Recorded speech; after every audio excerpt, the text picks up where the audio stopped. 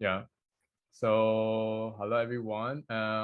This talk or meeting or the lecture is about the DevOps. So we have the PJ and Christina for here. They are from GitLab, and then we are going to hand over to them for them to like kind of give us the introduction about what exactly is DevOps, and then how can you use DevOps, or maybe you have used DevOps before, but you didn't know that actually you are using DevOps.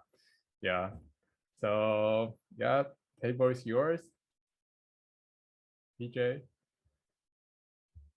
Let me unmute myself first and do that the right way. And then let me start my slides on the right spot. And then let me share my screen and do the most common spoken phrase in 2022. Can y'all see my screen?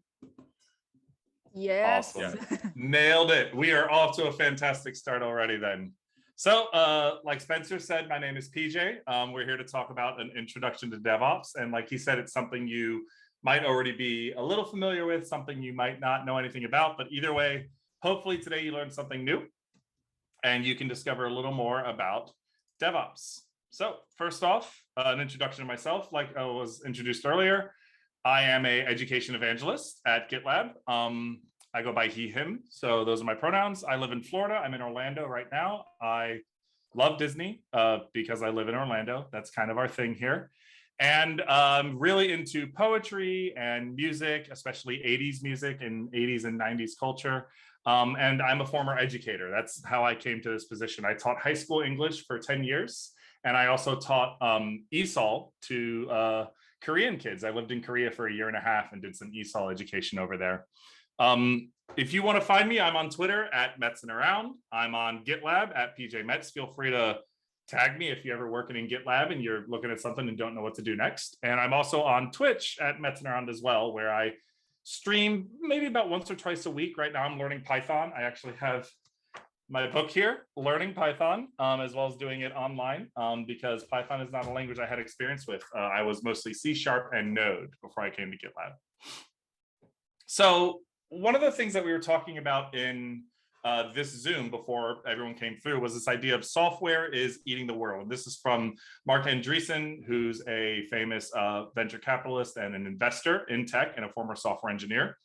And what we mean by this and what I take from this is that software has become a ubiquitous part of everybody's life. From the moment that the iPhone hit in 2007, software became the thing that everyone was going to need to do. I always tell people, even Zaxby's, Wendy's, McDonald's, they have apps, and those apps are built for these companies. So you have to have some kind of software. And specifically, we want to talk about Sweetgreen. No, I'm from Florida. We don't have Sweetgreens here, but I'm looking forward to getting one because I tried one when I was on the West Coast once. And it was a really good salad. And I'm actually happy about this picture because that was my order, was the kale Caesar. And I was super excited about it. But Sweetgreen's whole kind of deal is that they don't say we're just a salad chain. They say we're not just a salad restaurant. We are a tech company. And when they IPO'd like a tech company. They're not just an app where you build a salad and get it delivered to you. It's not just integrated with DoorDash or Uber Eats or things like that. It is a revolution in the way that they are approaching the supply chain as well. They're bringing tech to the supply chain. So everything from where the food is grown to how it's transported to distributors, all of that process of making a salad that ends up in front of you is now being taken over by software. And they're looking to change the world in that way. The CEO said, we see Sweetgreen as being more than just a restaurant. We are evolving into a food platform. And that's the way that the new world works. We've got software engineers and security analysts and data engineers working for Target and Walmart and all these companies that you wouldn't normally associate with tech, but they have to keep up with the world, and the world is software at this point. So let's talk about the way we got here and the way that you likely will get here. So a developer's workflow, this is when it's just you working on a project. And this is very common for people who are learning to code, computer science students, any students that are learning to code, you often do it on your own first. So I started learning to code in 2020, and I stored all the source code on my computer. I compiled everything and ran everything locally. And to debug, I just looked at the code right where it was. I didn't have any other tools. It was just me, myself, and I building a website or building a simple game in C#, something very straightforward. It's just what's on my computer, and that's it. And I remember I had a moment when I was working on my first website with a friend of mine. He was helping me learn, and I was like, he told me to run my program. We were using ASP.NET Core, and that's a C# backend with some HTML on the front end. And it ran, and then it gave me an address, and I was like, oh, there's my website. And I tried to send him the link, and he was like, you can't send me the link. I was like, well, no, it's running. He goes, yeah, it's running on local host. That means it's just on your computer. You're the only one who can see it. And I was like, oh, well, how do I send it to you? And I was like, oh, well, that's kind of the next step. I had learned how to build this website, but the next step was sharing it with people. And that's what we find are two big challenges when you're coding. When we're coding on our own, we get to a point where we want to share what we're building with the world. We meet some obstacles. So first off is collaborating. If you want to share specifically your code with somebody, say you're working on something in JavaScript and you've got a friend who you think is great at JavaScript, and you ask them, hey, I've got this code. I can't figure out what's wrong with it. Can I show you it? And they're like, yeah. You wouldn't just send them the file as like an attachment in an email. It's not as efficient. So some way to collaborate on our code is important. You know, when you're doing it on your own, you don't have to worry about collaboration. But software, especially the software that's eating the world, is not built on your own. It's built as part of a team. It's built as part of a team that's part of a team of teams that makes up a company. So you have to know how to collaborate with friends, colleagues, or anyone else. So if you're doing open source, you need a way that you can work in open source and collaborate on it. The other challenge is to run our code somewhere so everyone can see it. And that's that local host issue that I had, where I wanted people to see my website, but I needed the place to host it.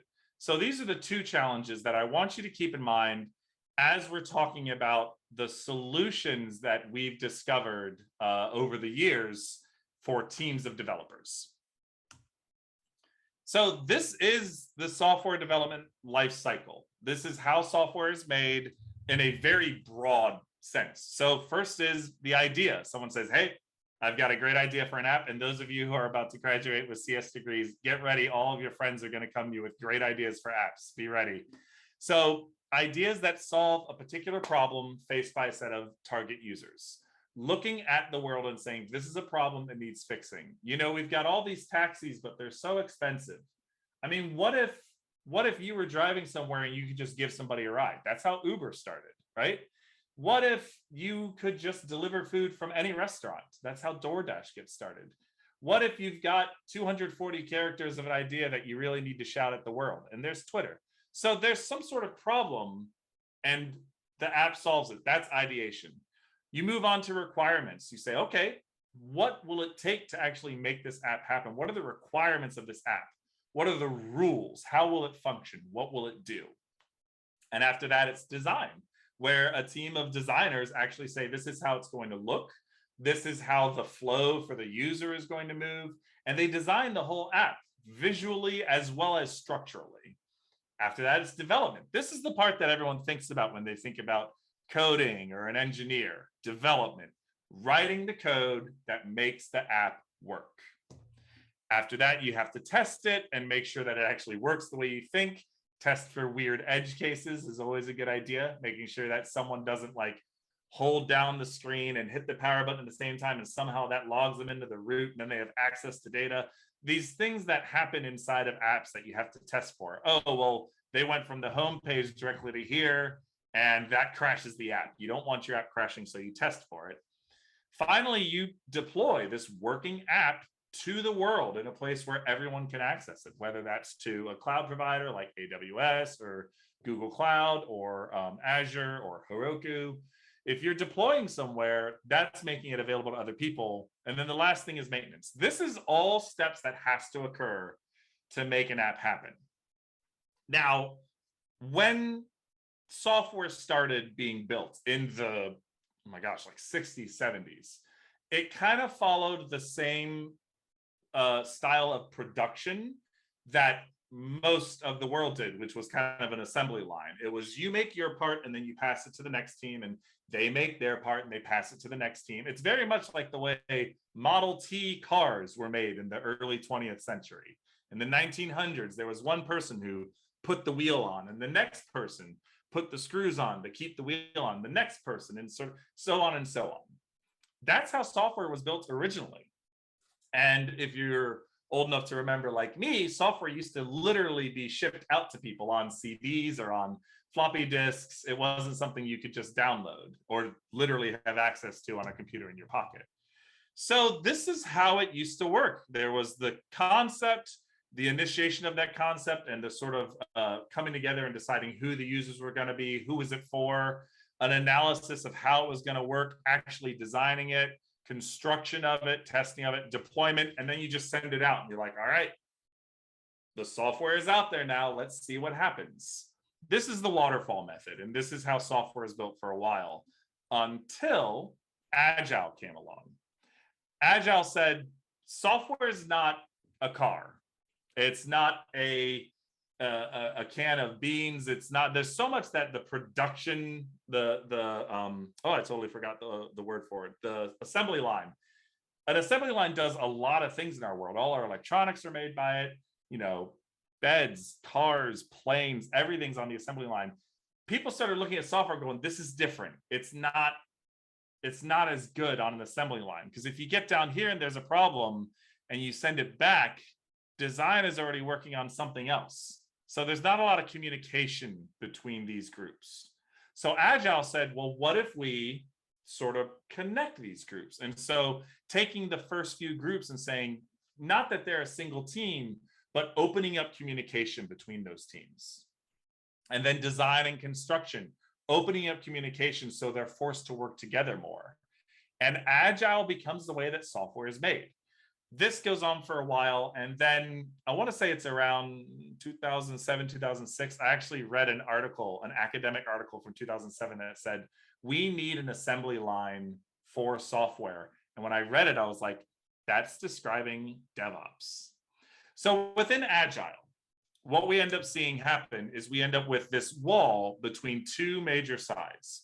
We have developers on one side that are writing the new features for code, that are looking for ways to deliver the software faster. Here's another update. Here's another update. We're making things better. If you've ever opened a social media app and it suddenly looks different and it catches you off guard, that's the developers. They created a new way to experience Instagram. And developers are making changes every single day. On the other side of this wall were operators. This was ops. Their job was to keep the service or the app stable, to keep it secure, and to keep it reliable. So on one side, you've got people who are constantly trying to make changes and trying to make new features and saying, we added this great new feature for our users.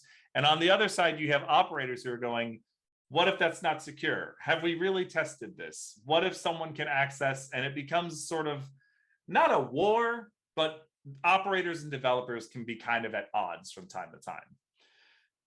Dev and ops were separate for a while. And that's when DevOps comes along and tries to connect the two. We want to break that wall down, and we want more collaboration. In the 21st century, that wall between the two, if you're not moving faster than your competitors, then you're being left behind. When Netflix moved to a streaming service back in the 2010, 2009-ish, they used to just be shipping DVDs to your door. Then they became a streaming service, and it took off. If you're not keeping up with Netflix, then you're just finding a better way to do the old thing. DevOps helps you move faster through the software cycle because it creates more collaboration. So these are the stages of the DevOps lifecycle. We have plan, create, verify, package, release, configure, monitor, and notice that this one over here on the ops side is still plan. So ops is now involved in planning with dev, Dev is creating the code, verifying it, packaging it, and then ops takes over for release.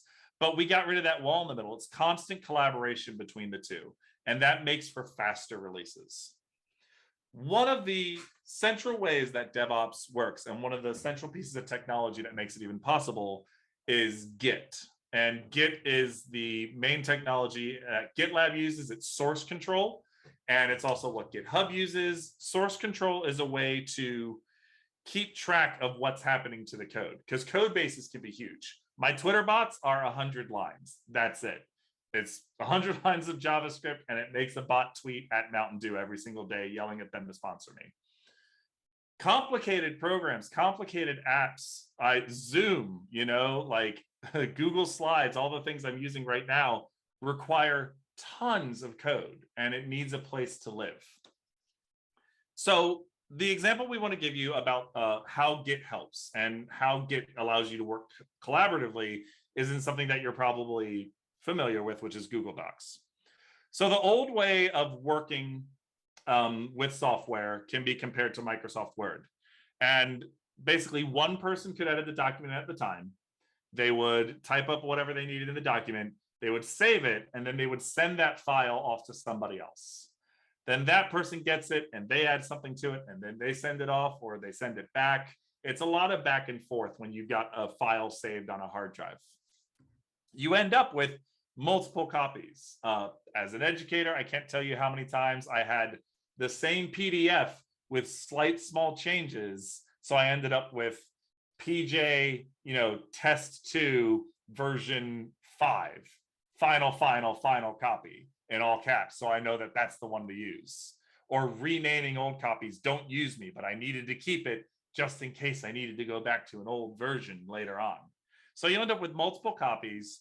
You end up with version conflicts where you're like, do I have the most recent document? Okay, can you send me the most recent document, please?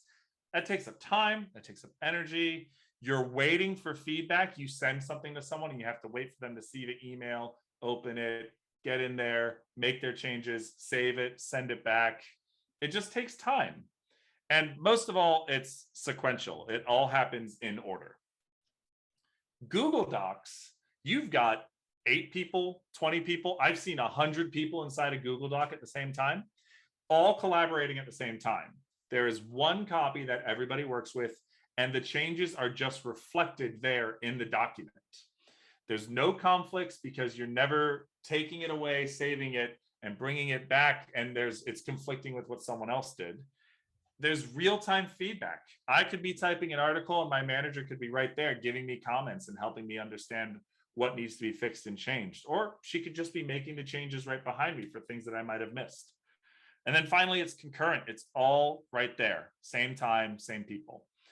This is how Git works. Git is a central repository of your code, of your app, that you pull onto your local computer. The Git lives in the cloud or on GitLab in a repository. Pull it to your computer, change whatever you need to change, lines 40 through 52. I changed the way the function was running because it was throwing an error. You save it, you push it back in, and the repository reflects that change. At the same time you're doing that, your colleague or your teammate, if you're in a team project, has also pulled it to their local computer, and they change lines 20 through 26. And then they say, oh, I needed to make this a little more efficient, so I changed the code. And they push it back, and now those changes are reflected. Git is the heart of DevOps because it allows for collaborative work more quickly and more easily. All right, so we're going to talk about the history of DevOps. So what happens is developers love automation. They love things that can be done automatically, that can take work off of their plate. If something can be automated, developers are going to want to do it. So what happens is a lot of companies come up with these great tools that help you do things more quickly. Let's say you're wanting a repository. GitHub was the place to do it. Let's say you want to work collaboratively with other people. You're going to be going to Jenkins. Let's say you're looking to do some CI/CD, some automation, real automation of your code. JFrog, New Relic, Chef. These were all companies that at one time were creating these tools, and that was their tool. So you would take their tool, you would use it in your development process, And that's how it worked for a long time. You just had several different tools. And it was great at first because having these specific tools sped so much up in oh, the chat's happening. I just wanted to make sure I wasn't missing anything in the chat. It sped up production, and that was important to people. So this was working in a while. At the very beginning, like I said, automation, tools, all of this is happening in the very beginning, and everyone's kind of trying to figure out, okay, we got this DevOps methodology, this culture. How do we make it work best? And companies start popping up.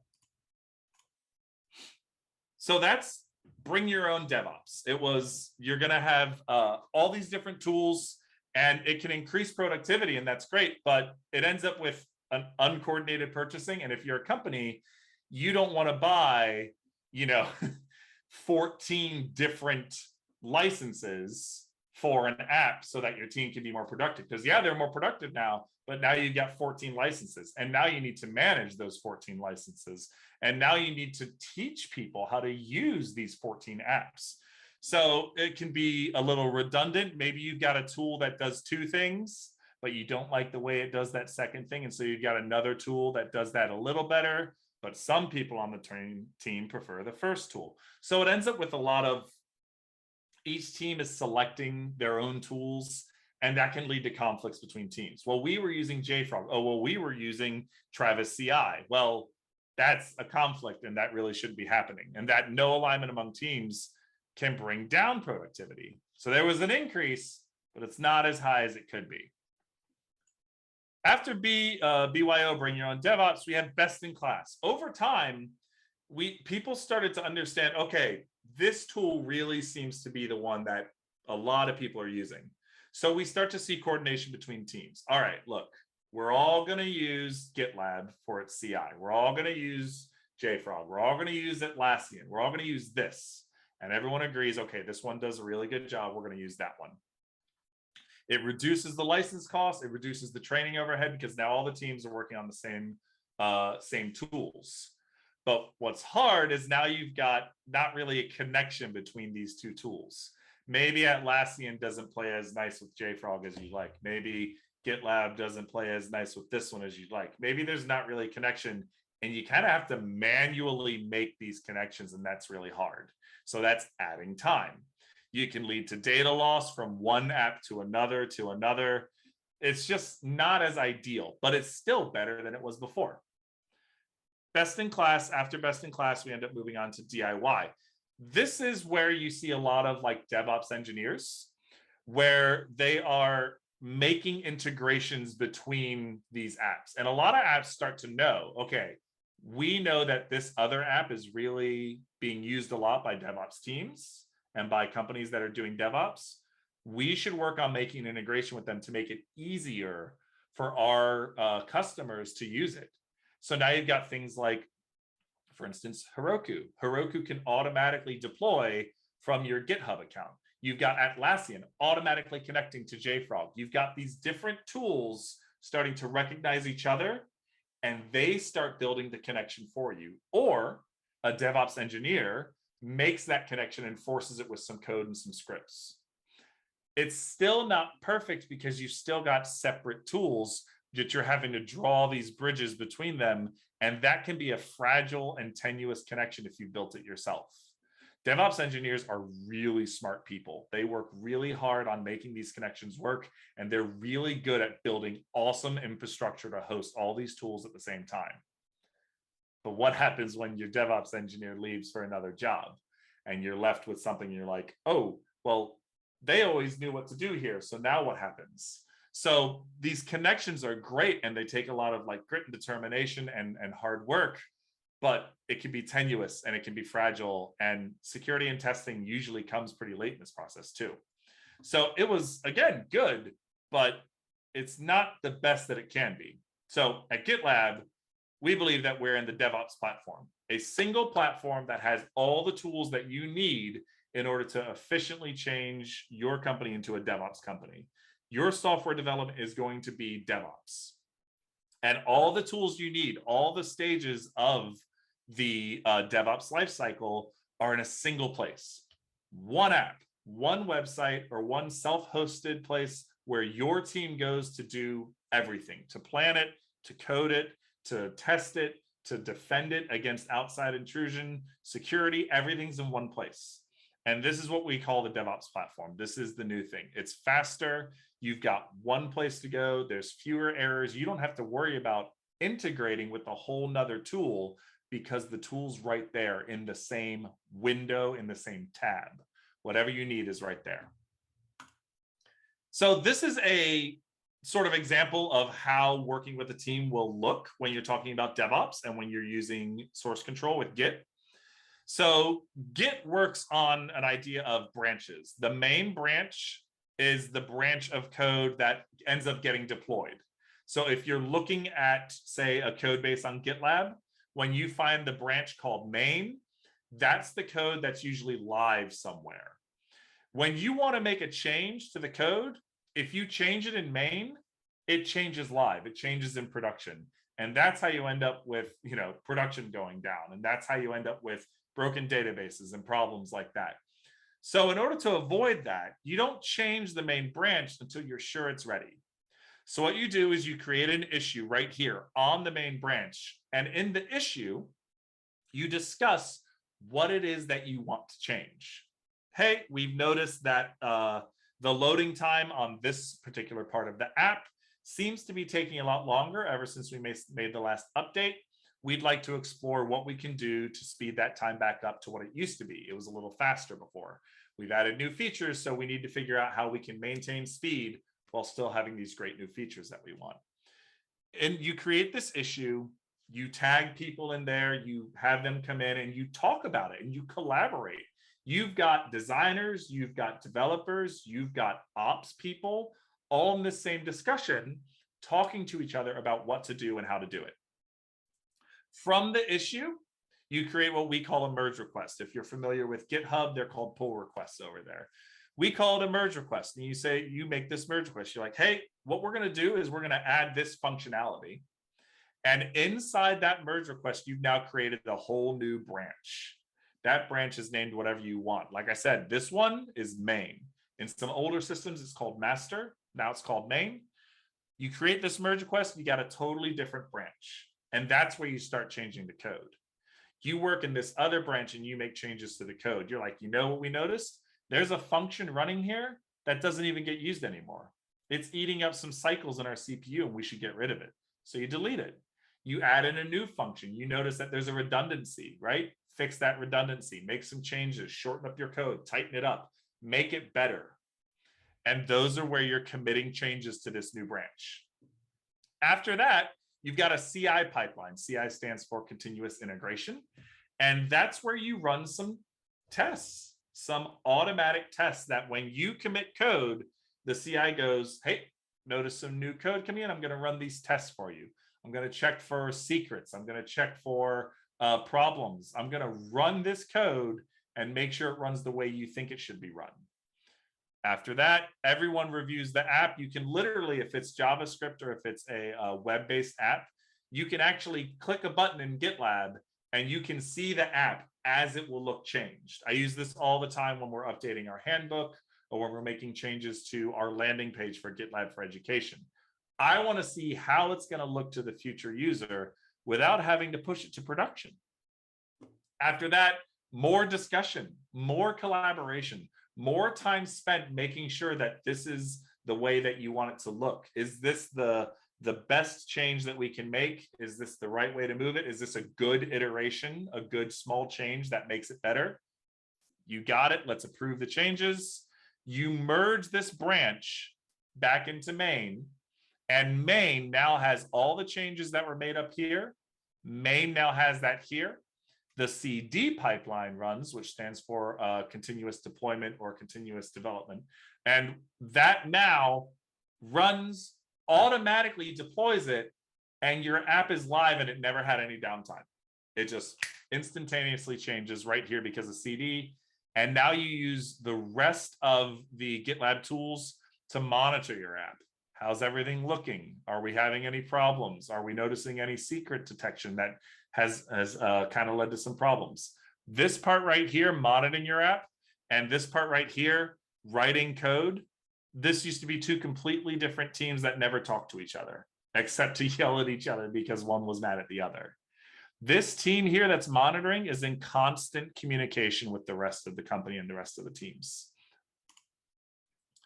I've got a short video here. I do need to unshare my screen and do share sound so you guys can actually hear it. So give me a quick second. I'm going to unshare my screen. Unshare my screen. And I want to make sure you guys can hear the video. And this is an example of what that process I just described looks like between me and Christina. Hi, my name is PJ Metz. I'm the education evangelist at GitLab on the education team, and I'm here to talk to you about how you can use GitLab in order to facilitate some cooperative work with maybe some teammates of yours if you're at work, or some fellow students if you're working on a group project. So what we're looking at right now is my profile page that's got my activity and all the stuff that I've been doing on GitLab. You can see how many contributions I've been making on different days. But what I need to do is I need to work on my Twitter bots. I have a bunch of Twitter bots in a project called Divas Live. And in here, what I want to do is I need to add a new variable in here so that way we can see it printed to the console. I like having stuff show up in the console. So I need to do that, but I want to get my teammates involved. So what I'm going to do is I'm going to create an issue, and I'm going to expand this over here. I'm going to head to issues, and I'm going to make a new one. And I'm going to call this add console log for variable, because I want to see that that variable is showing up correctly. I'm going to assign this to me for right now, but I'm also going to assign it to my manager so that my manager knows what I'm doing. I'm not worried about milestone labels or weights, but I'm going to go ahead and create this issue here. So now this issue is here. This is a change that we want to make to some code, and everything starts as an issue. I've got my boss and myself tagged on it. And if I want to make some changes, I need a merge request. So right here is a big blue button. Directly from an issue, I can create a merge request.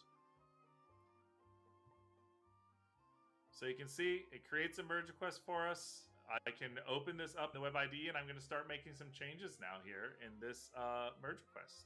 So here I am in the web IDE, and I need to head into kickstart.js. This is a Twitter bot I have that tweets at Mountain Dew every day asking them to sponsor me because I love Mountain Dew. And what I do is I have an array here, and I do some code here that pulls a random element out of that array, and that element becomes the tweet. So I have several different tweets in here. But I turn it into a variable here called post status, but I want to see what it's going to be in the log before it just becomes a tweet. So I need console log for that. So console.log post status. And that's there. It's great. So what we're going to do is I need to say I want this change to be made in the merge request, and I need my boss to check it because I don't just want to push anything to main. So I'm going to click commit. I'm committing it to the branch that I'm on right now, which was automatically created from the issue. Adding a console log here. And I'm going to commit that. All changes are committed. We can go back to our merge request over here. And we can see here's the merge request. And we can see the changes right here. So now I'm going to hand this off to Christina Huppy, who's going to tell us whether we can merge this or not. Hey everyone, I'm Christina Huppy, manager of education programs and PJ's manager. It looks like PJ just sent over a merge request for me to review. I can see it here in my merge request list. And it looks like he wants to resolve an add console log for a variable. So let's go ahead and click on that merge request. And we can review the changes. We can click on this change tab and scroll down and see what piece of code he changed. It looks like here he's got a string that's pulling some random math, and then he wants to print the status of which tweet he's looking at. And so he's added console.log and post status. And I can see here that he's got a small syntax error where he's missing that parenthesis. So that's a simple fix. So I'm just going to go ahead and make a suggestion right here in the merge request. I can click this at insert suggestion button, and it actually copies the code down here. I can add that parenthesis as a suggestion, and then I can type further down, added missing parenthesis, and then, oops, adding missing parenthesis. We'll just type it there and send it back to PJ. Back to you. And then add that comment. And then I'm going to go ahead and remove myself and assign it back to PJ. Hey, so I was on my GitLab and I noticed on my to-do list I've got a little badge there that says 1. That means there's something in my to-do list. And it looks like I got assigned that merge request that I made to my manager back. So I'm going to go ahead and head to that merge request. And let's see, I was hoping she was just going to merge it, but must have been something. It looks like she made a suggested change. Okay, so in line 40, I did not put an end parentheses there. And she has gone ahead and made a change there. So it's got an end parentheses now. She gave me the ping pong back to me. I can apply this suggestion just right there because I know she's right. I'm going to apply that. All the threads have been resolved. This merge request is ready. I'm going to mark it as ready, but I'm going to send it back to my boss so that my boss makes the final decision to merge it or not. So I'm going to unassign myself. I'm going to assign Christina, and now she will know that it's her turn to get this thing merged. It looks like PJ has made a change to the merge request and assigned it back to me. So I'm going to go ahead and click on it. I can scroll down and see that everything in this thread has been resolved and the suggestion has been applied. So I am good to go ahead and merge this. So I'm going to go ahead and click merge. All right, I'm pretty sure my merge request has been taken care of. So I'm going to head over to Divas Live. And I'm going to head into my CI/CD. And I should see it running because it got pushed to main.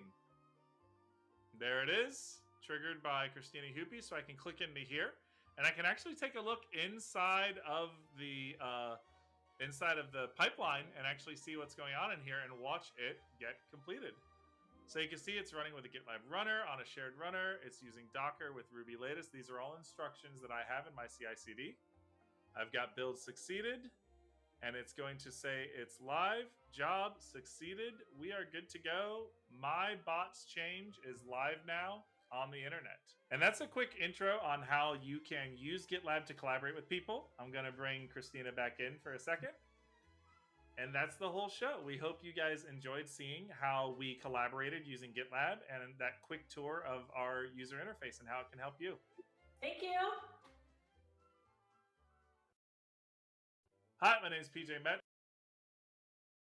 Perfect. So yeah, that was just an example of how you would use GitLab in order to collaborate with someone else. Because like I said at the very beginning, if you're building code on your own, if you're developing it on your own and you're the only person, there's no need to really create an issue except to keep track of things. You don't have to tag other people. You just kind of do it all yourself.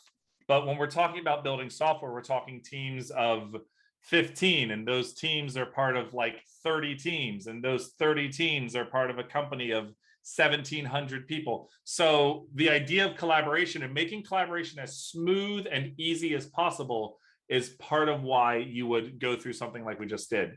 That was obviously, and I want to make sure this is very clear, that was a very simple missing parentheses. A lot of times it's, hey, this test came back with some interesting results. We're wondering where the issue is, and you work on what's happening. So sometimes the solution is not so obvious and you end up with a lot of back and forth, but the collaboration is the aspect we were trying to show off there. So this cycle is similar to the previous cycle that we showed you before. It's all the same stages here, but now we're talking about how over here, when you're creating and verifying and packaging up your code, you can do so securely and do what's called shift left. Oftentimes security was left to operations, and shift left is an idea of considering security earlier, and especially in verify. Verify is a very important stage in a secure DevOps cycle. But on this side is where you're looking at problems and you're looking at what needs to be solved, and you're creating code to solve those problems. And you're verifying that your code does solve those problems. And then you're packaging it up using Docker or something similar. And then in the release over here, you've got the solutions to the problems that existed over here. On this side, you are defending as opposed to securing, and defend is we don't call it the defend stage anymore. It's now called the, oh, I know this one. I can't remember, but we changed it from defend. But what happens here is GitLab lets you manage all of this in one place. You don't have to worry about, okay, we created in this app, and now we're going to take everything and move it to another app, and then we're going to save it in this app, and we're going to move it to another app. Or you've got your automation set up where it automatically connects from one app to another. But again, we talked about what happens when your DevOps engineer leaves and they've left you this beautifully built system that you don't quite know how to use as well as they did. So if you've got one place to do it, it leads to a nice, smooth cycle where developers on this side and operations on this side can work together. And I do want to clarify something about DevOps. If you type what is DevOps into Google, you're going to find 80 different people with 80 different definitions of it, because it is a concept as opposed to a single kind of entity. First and foremost, one of the things I've learned is that DevOps is about culture, is about the people who are working on it, right? So making sure you've got the right culture that DevOps can flourish in, right? Making sure you've got the process and that the process is well documented so people can follow the right process. And the last thing is actually tools. First and foremost, it's a culture change. Next, it's a process change. And then finally, it's about the tools you're using, right? So anything that can make the culture better is something that's better. Anything that makes the process easier is better. The actual tool you use doesn't matter, except that it works for you and your team. If it doesn't work for your team, that's when you should reconsider. So when we talk about DevOps, it's protect. It's called protect, guys. When I was like, defend is something different, it's protect. I remember now. Don't worry. So this is everything you need for DevOps. These are the stages of DevOps here. And underneath it are the ways that GitLab has specific functions inside of our software as a service or inside of self-hosted that allows you to effectively operate within this. So the idea of having groups and subgroups, the idea of having DevOps reports, all of that is in manage. And manage is interesting. Manage kind of covers everything else. Manage is what allows all of this to happen. Plan is going to be making issues. Plan is going to be tracking the time spent on those issues, having boards of issues that you can easily look at and see labels on them. Planning is when you're collaborating with someone else and just talking about what it is you're going to do and how you're going to accomplish it. Create is likely the most popular stage. This is where you get the source code management. This is where you're using Git, where you have your code reviews. You have a static site editor. This is where our web IDE lives, where you can do some development and code writing directly inside of GitLab in your browser, where you use your snippets and such. Verify is our CI. This is code testing and coverage. This is usability testing. This is the review apps where you can see what the app looks like before it's actually deployed. Packaging is for containers like Docker, your package registry, using the Helm chart registry. If you're doing Kubernetes, we've got Kubernetes stuff now that it's bring your own Kubernetes to GitLab. So we're integrating with that. Secure, like we said, we talk about security, and it's the earlier in the cycle that you consider security, usually the better off you are. You don't want to have this big, beautiful house you've built, and when you're ready to move in, that's when you decide what kind of lock you're going to use. That's when you decide what kind of security system you're going to get. You need to consider that while it's being built. All right, we've got this window here, but is this too close to the ground? Should we maybe push it up a little bit? While you're designing, you should be considering security. So we've got it, it's in the middle here, but like more and more, this is what we meant by shift left. Think of security earlier. Things like secret detection. Hey, did you accidentally leave the keys to your API in the code and now it's visible to everybody? Things like code quality. Is it written as efficiently as it could be? DAST, SAST, fuzz testing. All of this is securing your app. Releasing is the other part of CI/CD, continuous delivery, continuous deployment.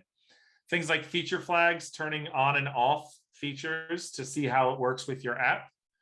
like we said, here in configure, over here is package, over here is configure. We've got Kubernetes management, things like chat ops, infrastructure as code, all of these buzzwords that mean a lot to a lot of people, but means a little less to me because I'm not quite there yet. But it's important for people who are really looking to efficiently make code, like make it the best that it can be, configure it so that it's humming like a beautiful machine. And then finally, monitoring. What are your metrics? What is your incident management? When your app goes down, what do you do? That's in monitoring. On-call schedule management. Who's on call? Who's going to respond to the issue? Who's going to declare incidents when they happen? Because let's face it, your app's got a 99.8% uptime. What happens in that 0.2%? What happens when you're at Facebook and it's down for a whole day? And then finally, protect used to be defend. This is actually keeping out people that are not supposed to be in, keeping out hackers, keeping out bad actors. All of these, again, these are the stages of DevOps, and all of these things down here are things that GitLab offers. We have been constantly adding more and more things since we started in 2011. We just celebrated 10 years back in October of 2021. And we are constantly releasing new tools and new products that you can use inside of GitLab. So again, as a company, what are we? First commit was October 2011. Like I said, 10 years old in October 2021. We became incorporated in 2014. And the thing I'm most proud of for my company is our values. We don't talk about culture at GitLab. We talk about values. And those are collaboration, results, efficiency, diversity, inclusion, and belonging, and transparency. These 5 values are the way that we drive everything we do at our company. We want to collaborate with each other. We are results oriented and focused. We are focused on doing things efficiently. And we pride ourselves on diversity, inclusion, and a feeling of belonging for our team members and for the broader community. And then finally, transparency. We try and make sure that you can know as much about it as possible. To the transparency end, we have a handbook that's over 2,000 web pages large, where you can see literally how this company runs. We got 30 million plus registered users. We have an education program, an open source program, a startup, and an enterprise program. And like I said before, we are the DevOps platform. And no, don't scroll yet. And we are open source core. So like an open source company, you can contribute to GitLab. You can get into our code and you can help us make GitLab more efficient. And the reason we do that is because we want to know that you can see everything, that the way we run things and the way we build our sites and the way we create GitLab. And we want to know from our community who uses us most, how we can be more efficient and how we can do the best that we're doing.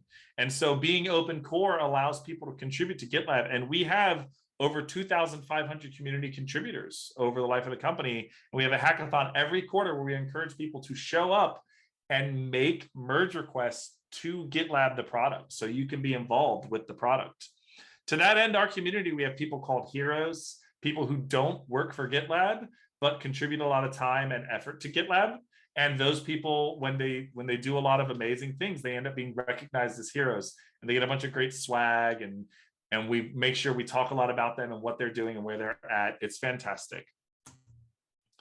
There are tons of organizations that are using GitLab, the DevOps platform, places like Goldman Sachs, Wish, T-Mobile, UBS, where's my favorite, Ticketmaster.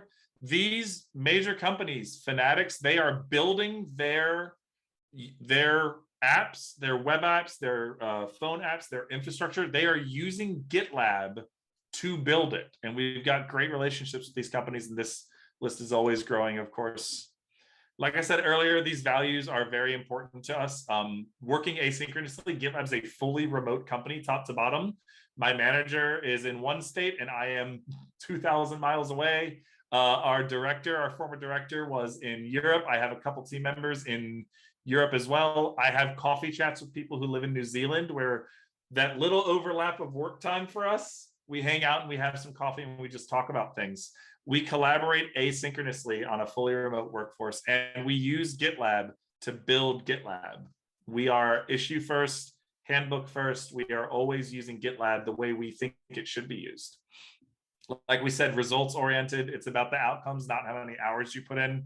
Efficiency, our big thing is a boring solution wins. It's not about being fancy. It's not about being flashy. It's not about being a 10x developer.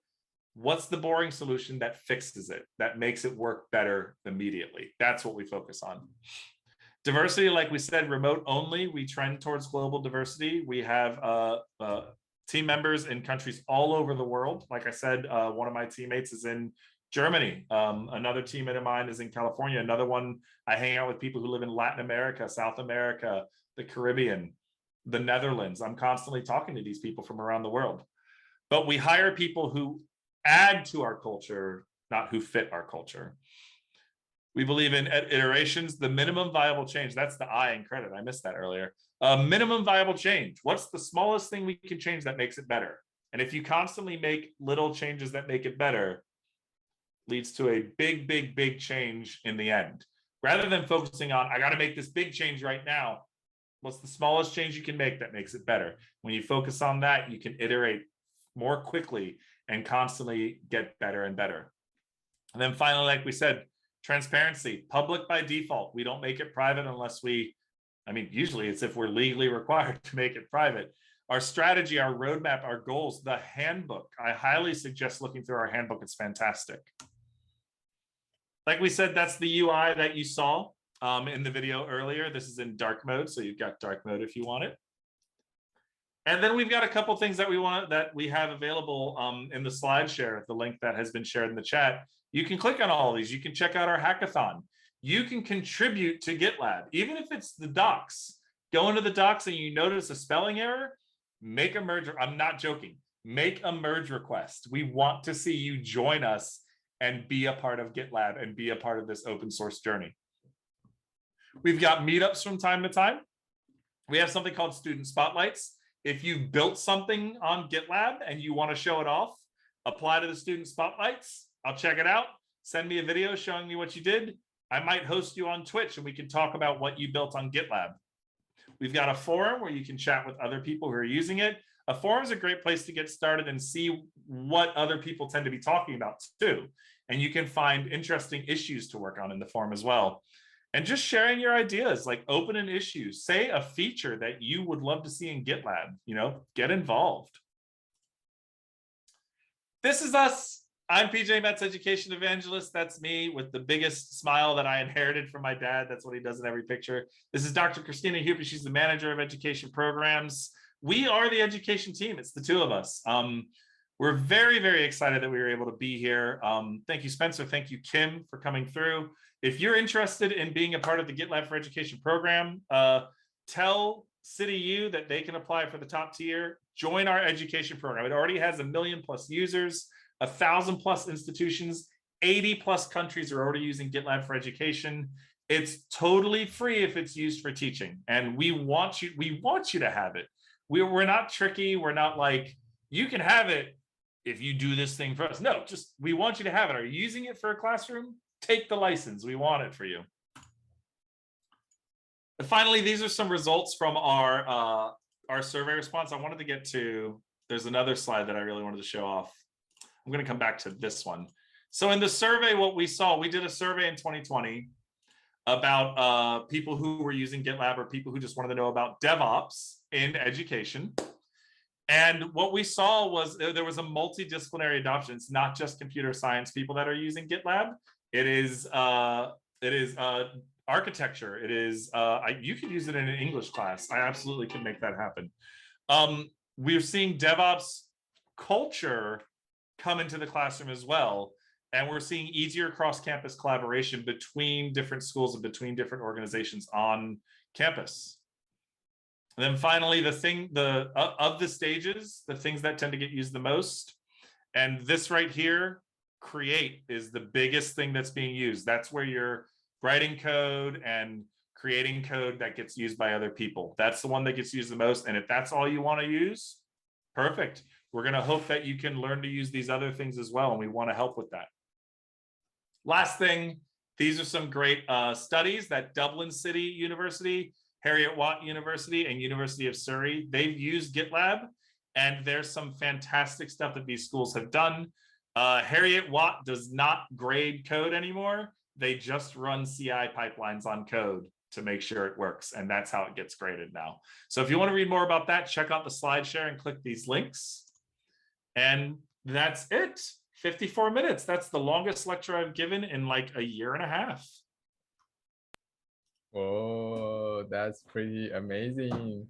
Thank you, PJ, for sharing this like whole like roadmap, the history about the DevOps like from scratch. I definitely been through all the process. So when you say like the step, like how you guys build this kind of application, the whole platform, I was like, I keep knocking my head that, oh yeah, this is exactly what we want. It's like right now it's too many things like going around. Like we don't know like how can we deal with all the complexity, and then like the only thing that people usually do is like keep hiring the software engineer and then keep hiring a lot of people to Yep. fix all the stuff together, and then in the end it's just like, oh wait a second, just we don't need this complexity. Yeah, we just kind of like need a simplified solution for all these questions. Yeah, and I think also I saw during your presentation there's a chat from Neil, and he was mentioning like, oh, why does it feel so similar to what you are doing on GitHub? Is it DevOps? And that's definitely how I first felt when I realized that I was doing DevOps stuff all along, but you never realize that you're actually doing it. So I think that was the cool part, the aha moment. Yeah, the biggest part of DevOps is, since it is a culture change, so much of it is already being done. Like Agile's not bad. It was really important. It's really useful, and it changed the way that we approach software. A lot of Agile is in DevOps. It's just taking it on that next step up. You're already doing DevOps and you don't even know it most of the time. True. Yeah, absolutely true. Yeah, thanks again for this super awesome presentation. So Microsoft DevOps doesn't have the built-in tools with GitLab like GitLab does. Is that why you prefer this platform? I mean, like I prefer it because I work for them. But honestly, I like it because like it's one place, and that's what works best for me. I know that, like, for instance, GitHub is kind of the de facto place to go for code repositories, especially for individuals. And that's like when I first learned Git. Here's a great story. When I first learned Git, I thought GitHub was Git. And someone was talking to me and they were like, oh, so like, do you use Git? I was like, oh yeah, I use GitHub all the time. They were like, no, just Git. I was like, what's the difference? And like, I didn't realize there was a difference. So it's become a de facto thing. But when we're talking about DevOps, GitHub is one piece of, 13 stages. It also has a little bit of creation, a little bit of management in there where you can create issues and you can collaborate, obviously. But Git itself is an independent open tool that we use at GitLab. We do what GitHub does, but it's also all the other stuff. You would have to integrate GitHub with a couple of other platforms, a couple of other apps in order to achieve what GitLab does on its own. Azure DevOps is a Microsoft tool that has some stuff, but it's tied to Azure. You can't take Azure DevOps and connect it to Google Cloud or connect it to AWS. You have to use Azure. And so that's kind of limiting in a way. Whereas GitLab is cloud agnostic, especially.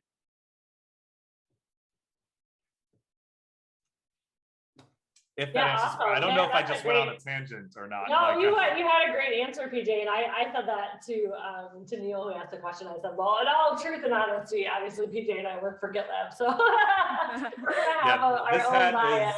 They gave it to me. I do think it's a good point that PJ brought up, that it's all happening in one place. And I think that really does remove the barrier for students who are learning, right? Because think about when you're in class and you're trying to learn something, you want to focus on the outcome, not logging into different things and connecting dots and switching contexts. So we hope that it's a good learning experience, but then you have to think about an industry. When you go out into industry, what is that going to do for a company, right? It's going to have so much, you're going to get so much faster results. And so when PJ was talking about waterfall method, you would release software maybe once a year.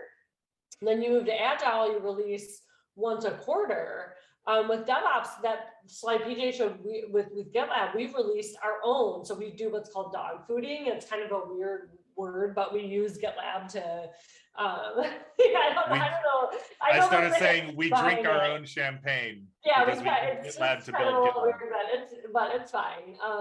I have 2 dogs, so I get it. But, but the idea is that we've released monthly for, I don't know how many, 200 months or something crazy like that. It's been 5 years or so of straight a new release every month without fail. Every month. So you see how much faster, and that means that we don't wait till a feature is perfect to release it. We're constantly moving. And so that's really that's the culture, right? That's what PJ was talking about. It's a culture, it's a process, it's tools. So it's happening in this flow. And when you remove the context switching, you're removing these things hooking together, it's that much faster.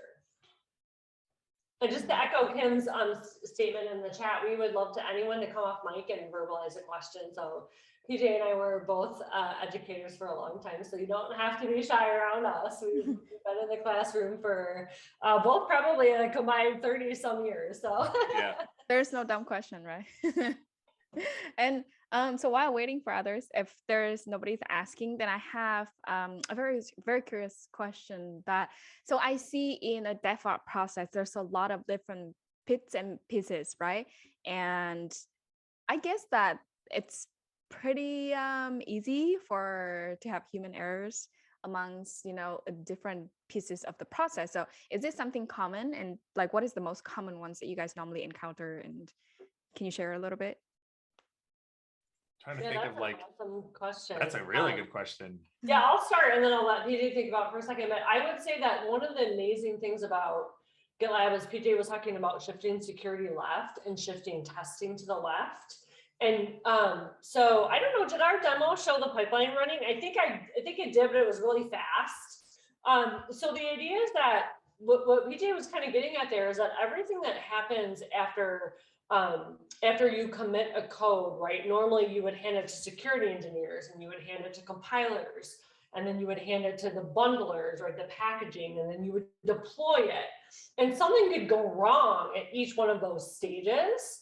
And what happens with CI/CD is that every time we make a commit, the pipeline is set up to run those tests automatically. So Kim, I would say if it's configured properly, you're doing that at every commit. So it's actually catching a lot more mistakes and things earlier in the process, at least from the software.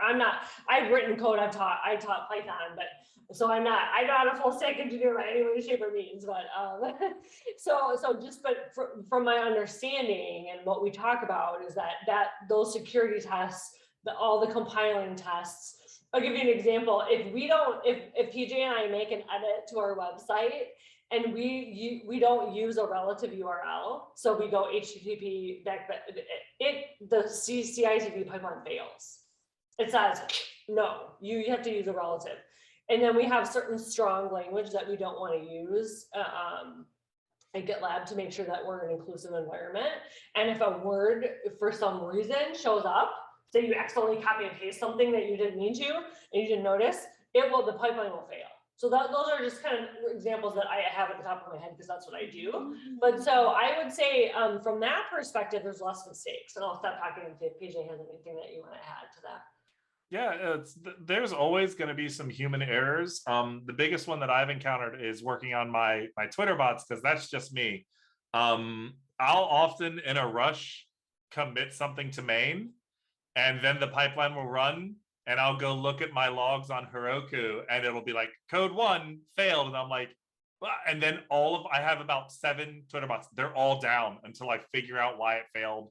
Now I got to go back and I'm like, why did I do this? Why did I do this? So like, that's me not following the way I should. If I'm making changes, I should be making a new branch, no matter how small the changes. Make sure that testing pipeline works. Does it work? Yes, it does.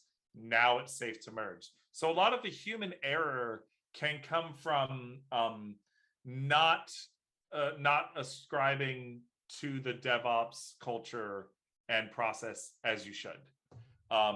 but I can't tell you how many times I'm in a rush and I'm like, I got to get this bot out, I got to go, and then it fails, and now my Shania Twain bot isn't firing, and everyone's mad at me. That makes sense. So then, let's say every time you publish a new feature or you make a new push, and then you create a new branch. So what will you do with that branch once that feature is done? Do you delete it? The branches are there's a check that you can make that it automatically deletes the branch after it's merged. Oh, I see. So Okay, again, automate as much as you can. Yeah, awesome. Spencer, you have a question? Yeah. Just I have a question follow up like the Kim's question. So if the student they want to learn like GitLab, and then so you have like a bunch of like different service, and which service is best service like for them to start with? I would say sign up for the free account. First off, go to GitLab, sign up for a free account, enter your email, and you get a free account automatically. Certain things like the CI/CD is now requiring verification using a bank card of some kind. And what it is, it does a $1 hold, and then the hold disappears in a certain amount of days. We're doing that because people were abusing our free CI/CD for crypto mining, and it was overloading our servers. And it actually happened to Travis CI and JFrog. A bunch of CI people were noticing this was happening, and so they had to make some changes, and we were included in that. But once that's done, you can use CI/CD. You can check out all the features. There's certain things that are not included in the free tier, but you can get a taste for it for the UI and for writing your code there. So sign up for a free one. Included in your free service when you sign up is a set of issues that walk you through how to use GitLab and teach you explicitly how to use it. And I made a couple of YouTube videos where I did it live on Twitch and then just saved the videos. And so you can watch me walk through the issues and explain why this is here, what this does, how this helps. I just have to find those YouTube videos, and I'll put those in the chat. But going through those that project, which is like Learn GitLab, fantastic way to do it. Yeah. Thank you for like give me the like direction that where we can go to like start with the GitLab. So when you find those videos, PJ, if you can send it to me, and then I'll send it to the rest of the club, and then people can always rewatch it. And I think let's take a last question to respect everybody's time, because I know we are like 15 minutes over. So Neil say, I'm logged into GitLab CI/CD, or can I bring my own? Yeah, and I just happened to find it. PJ wrote a blog post on dev.to on how to bring your own runner, and it explains everything right in there. So so there's a link to that as well. So that article is if you're unable to verify for some reason, maybe you are dangerously close to low on your bank account, maybe you're not banked, that's fine. Those are ways to get around it. As far as to Neil's question, are you locked into GitLab CI/CD, or can you bring your own? I'm pretty sure that GitLab can integrate with other CI/CD users because we like to play nice and we want you to be able to use it. So if you just want to use GitLab for source control, sure, do so. And then I think there's tons of ways to integrate with other CI. Let me see if there's like GitLab and JFrog. I wonder if there's a way that we integrate. It's mostly like verse. Let me see, GitLab and other CI/CD. Yeah, I just post to the, you can do Jenkins and Datadog. Definitely Jenkins, I've seen that before, but yeah. And you can build your own runners. So PJ's blog post there covers how to build your own runners and bring them. But just to be clear again, what PJ said is that if you just have to enter a credit card so that we verify your identity, but you don't get charged for the runners. And then you get to use the free. Yeah, so definitely thank you for answering that question. And I think today we are running a little bit late right now. So I think we can stop here. And thank you everyone for joining this event. And we are really happy that you are here to share all the knowledge and also have the question. And we have the pretty good discussion for everything. So we will have another event in the March 30. and we will send out all the detail about the event to your email, or if you sign out through the Bevy, which is the Google Developer Student Club, and we will also send you through the link there.